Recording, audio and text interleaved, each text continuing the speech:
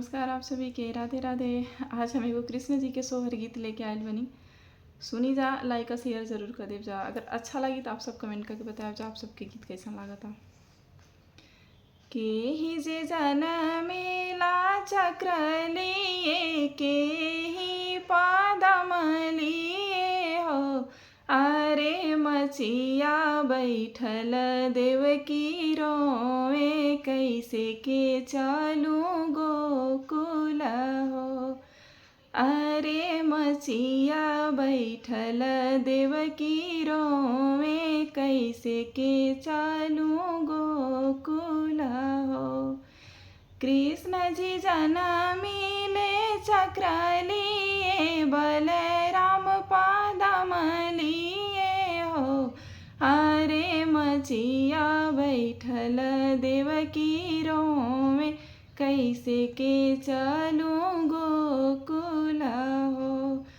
अरे मचिया बैठल देवकी रोए, कैसे के चलूँ गोकुल हो।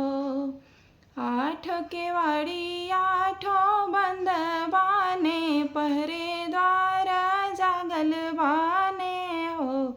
अरे हाथे गोड़े पड़ली जंजीरिया, कैसे के चलूँ गोकुल हो। अरे हाथे गोड़े पड़ली जंजीरिया, कैसे के चली गोकुल हो।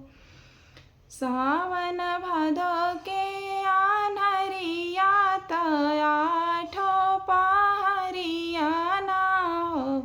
अरे गंगा यमुना बहे छव कलिया, कैसे के चलूँ गोकुल हो।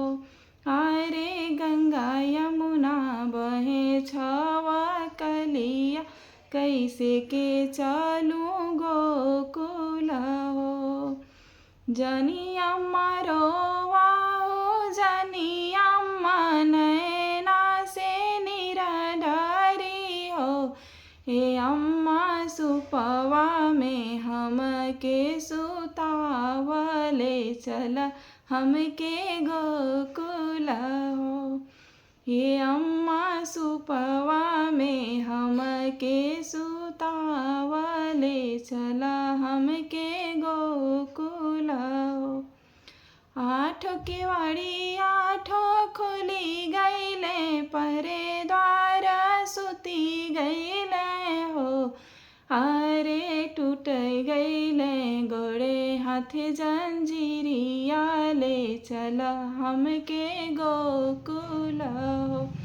अरे खुली गईले हाथे गोड़े जंजीरिया, ले चला हम के गोकुल हो।